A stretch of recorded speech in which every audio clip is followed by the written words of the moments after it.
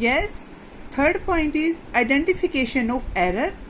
अगर हमें ये लगता है कि हमारी इन्वेस्टिगेशन में कहीं गलती हो गई है तो हम आराम से उसको चेक कर सकते हैं, इसमें ज़्यादा टाइम नहीं लगेगा और उस गलती को पहचान सकते हैं कि हमने कहाँ पर गलती की है। फोर्थ इज लार्ज इन्वेस्टिगेशन या विशाल अन्वेषण। इस स्थिति में क्या होता है कि बहुत जनगणना विधि का प्रयोग पर बहुत अधिक धन खर्च करना पड़ता है। इसमें जो खर्च है वो बहुत कम आता है और जो हम लार्ज इन्वेस्टिगेशन है वो इसके द्वारा कर सकते हैं। फिर है एडमिनिस्ट्रेटिव कन्वीनियंस। अगर एडमिनिस्ट्रेशन को या हमारी सरकार को इसके बारे में जानकारी प्राप्त करनी है, किसी के बारे में इंफॉर्मेशन कलेक्ट करनी है, तो ये मेथड उनके लिए बहुत सुटेबल रहता है। ठीक है, अधिक निपुण और योग्य प्रश्नकर्ता वो नियुक्त कर सकते हैं। गवर्नमेंट है वो बिल्कुल स्पेशलिस्ट है, वो नियुक्त करके इस विधि का प्रयोग कर सकती है। Sixth is more scientific. ये मेथड है वो अधिक वैज्ञानिक है।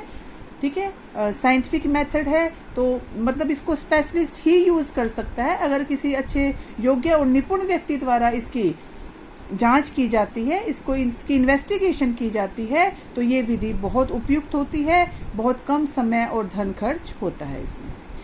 अब है इसकी डीमेरिट्स। इस मेथड की डीमेरिट्स कौन कौन सी हैं? First of all is partial. हम इस पर पूरी तरह से विश्वास नहीं कर सकते। ये मेथड है इसमें पार्शियलिटी हो सकती है, सही भी हो सकता है, पार्शियलिटी भी हो सकता है। And second is wrong conclusion या अशुद्ध निष्कर्ष। अगर पार्शियलिटी होती है, हमें गलत आंकड़े दिए जाते हैं, तो हमारा जो कंक्लूजन है वो भी गलत हो जाएगा फिर। ठीक है। And third is difficulty in selecting representative sample. सबसे बड़ी जो दिक्कत आती है इस मेथड में सैंपल को चुनने में, कि किन इकाइयों को छोड़ा जाए और किन इकाइयों को हम चुने सैंपल के रूप में। मान लीजिए 25,000 फैमिलीज हैं, ठीक है, आपको उसमें से 2500 फैमिलीज चुननी है। हम ये तय करते हैं कि बाकियों के बारे में अनुमान लगाएंगे। 25,000 फैमिलीज में से हम 2500 फैमिलीज के बारे में इंफॉर्मेशन कलेक्ट करेंगे और बाकी के बारे में अनुमान लगाकर हम अपने कंक्लूजन को निकालेंगे। तो जो 2500 फैमिलीज होगी उसको चुनना वो बहुत मुश्किल काम होता है। ठीक है, तो इसमें जो दिक्कत आती है वो ये आती है कि सैंपल बनाने में कठिनाई होती है। And fifth is specialised knowledge, कि इस विधि को हर व्यक्ति यूज नहीं कर सकता, इसके लिए स्पेशलिस्ट की आवश्यकता होती है, उसको स्पेशल नॉलेज होनी चाहिए, तभी इस विधि का प्रयोग किया जा सकता है। फिर है एसेंशियल्स ऑफ ए सैंपल या प्रतिदर्श विधि के आवश्यक तत्व। इसमें सबसे पहले है रिप्रेजेंटेटिव। हमें जो जिन बातों का ध्यान रखना चाहिए इसमें, कि जो हम सैंपल चुनते हैं वो इस तरह का चुनना चाहिए कि वो रिप्रेजेंट करे, पूरे पॉपुलेशन को वो रिप्रेजेंट करे, तभी हमारा जो कंक्लूजन है वो सही होगा। ठीक है, तो रिप्रेजेंटेटिव होना चाहिए वो। सेकंड है इंडिपेंडेंट।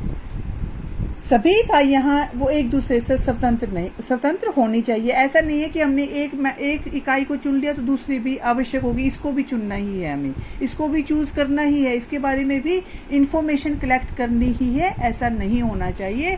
सभी इंडिपेंडेंटली चुनी जानी चाहिए इकाइयां।